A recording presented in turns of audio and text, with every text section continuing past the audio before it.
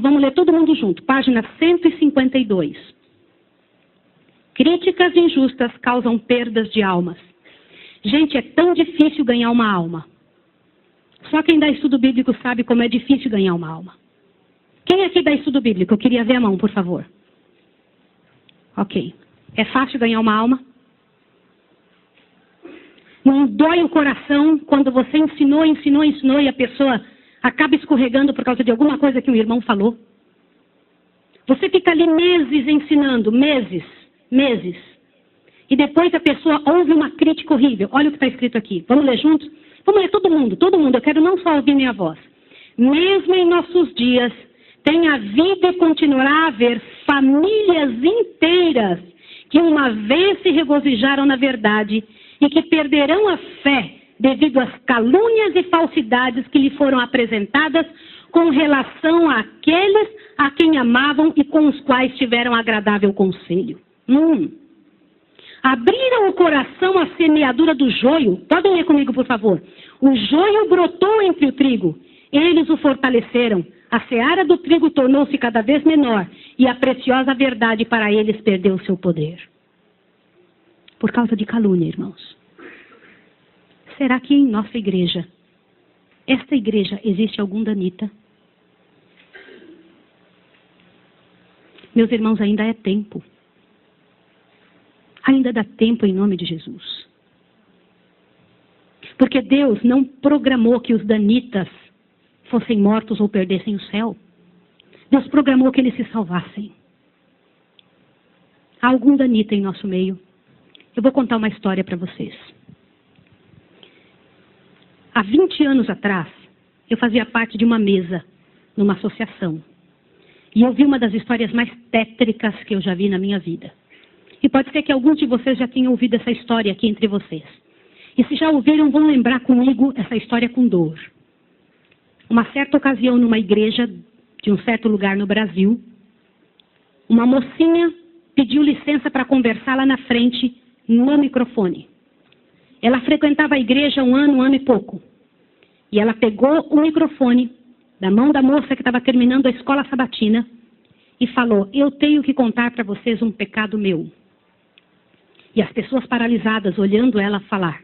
E ela disse: eu quero contar para vocês. Estava ali na igreja naquela hora, o pastor se arrumando ali, ajeitando alguma coisa, a esposa do pastor com os 2 filhos, mais ali no lado da esquerda, da minha esquerda, e a igreja toda ali junta. Vocês sabem que entre a escola sabatina e culto a igreja fica bem cheia? E ela disse: eu tenho que contar o meu pecado para vocês. E o pecado que eu tenho que contar é que eu sou amante do pastor. Na hora que ela disse isso, a esposa do pastor desmaiou ali na hora. E os filhos correram para acudir. E o pastor veio para ela e falou assim: o que você está falando? Você enlouqueceu? Que isso, menina? Ela falou: eu tinha que contar, eu preciso resolver meu problema. Eu preciso salvar a sua alma. Eu preciso resolver você. Os danitas, eles sempre usam essa: cuidado, eu preciso ajudar. Sempre usam a palavra da ajuda, viu? E naquele momento a igreja toda ficou em alvoroço. Eu não preciso dizer que não houve culto. Não houve culto. Não conseguiram fazer o culto. A esposa do pastor foi levantada dali, foi levada lá para fora. O pastor não sabia o que fazer. Começou a dizer: irmãos, por favor, isso é um grande mal-entendido. Ela dizia: não é, meu bem. Eu precisava dizer, eu tenho que salvar você e tenho que salvar a mim. E ela foi levada para um quartinho, a esposa do pastor foi atrás e começou a conversar com ela, e falou com ela, e foi um alvoroço muito grande. E ela disse: olha, eu vou te provar que isso é verdade. Nós combinamos que ninguém nunca ia saber, foi uma coisa muito bem feita, mas eu preciso te contar. E falou para a esposa do pastor: prestem bem atenção no que eu vou dizer. Falou: só tem uma maneira de você me acreditar, vem aqui. O seu marido tem uma marca na genitália dele. E a marca é assim, assim, assim. E a esposa olhou para ela e acreditou nela na hora. Sabe por quê? Porque aquele pastor nunca tinha tido contato sexual com nenhuma pessoa, só com sua esposa. Eles se casaram virgens. E ela disse: ninguém sabe disso. Como é que essa moça sabe? Consegue imaginar o que é isso? E ela também nunca tinha contado isso para ninguém.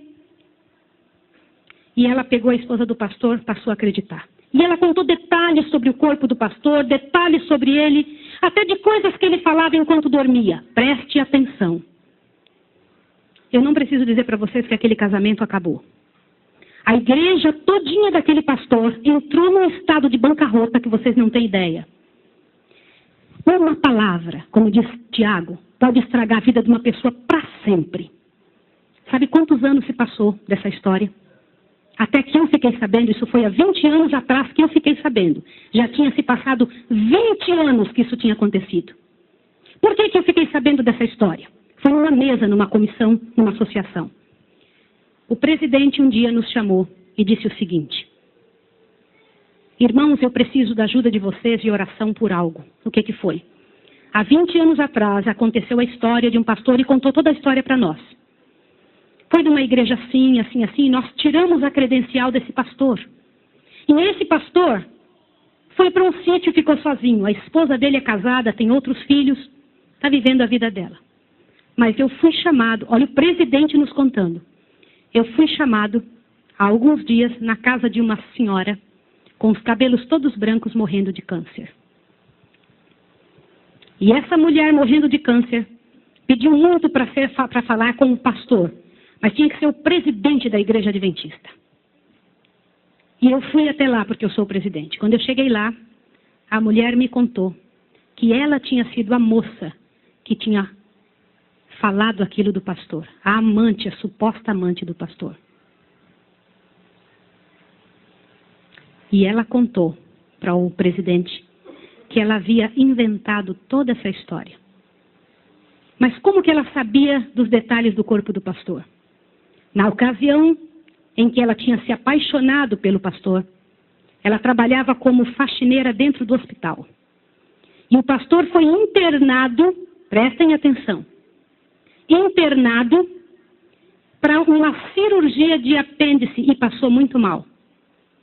E ela era amiga de uma enfermeira. E entrou dentro do quarto junto com a enfermeira, destampou o corpo do pastor e olhou o corpo do pastor todo, durante o tempo em que o pastor estava dentro do hospital em coma. E quando o pastor falava algumas coisas, ela ouviu o que o pastor falou e ela olhou os detalhes do corpo do pastor e guardou. Satanás plantou na cabeça dela 1 ano e ela formulou e acabou com a vida do pastor. E o presidente pegou uma credencial, foi lá no sítiozinho onde o pastor o coitado daquele pastor, o caluniado estava, e ele chegou para ele e falou, junto com uma comitiva dos irmãos: pastor, eu vim aqui te entregar a sua credencial de novo, nós descobrimos que era mentira. Sabe qual foi a resposta do pastor, irmão? O pastor disse assim: vocês me devolvem minha família e meus filhos também? Vocês me devolvem minha reputação? Se vocês não devolverem junto, eu prefiro ficar aqui. E esse pastor, uns dias atrás, eu soube que ele morreu lá naquele lugar. Quem foi a assassina daquele pastor? Não foi só aquela mulher, foram todos que falaram junto. Porque, gente, quando acontece um inferno desse, uma multidão de gente sofre, uma multidão de gente machuca. Fica machucado. Meus irmãos, vocês me perdoem ter que falar sobre isso, mas é verdade. Existem muitos lugares que eu tenho muito medo de pregar, mas eu vou igual se me chamam. Porque eu vou falar uma coisa para vocês. Ontem à noite eu comentei que a vida de quem prega essas verdades é altamente prejudicada. Uma coisa desse tamanho é passada de boca em boca, de forma que apareça o inferno no final. Será que existem danitas no nosso meio? O céu é um lugar tão fabuloso. Não vale a pena, meus irmãos. Não vale a pena. Deus tem mais para a nossa vida. Tem mais coisas para ocupar a nossa mente, para fazer parte do nosso vocabulário, para nós pensarmos a respeito das pessoas. Vamos fazer um exercício? Pense bem da pessoa que mais mal você sabe dela. Imagine isso agora. Sabe o que vai acontecer com você?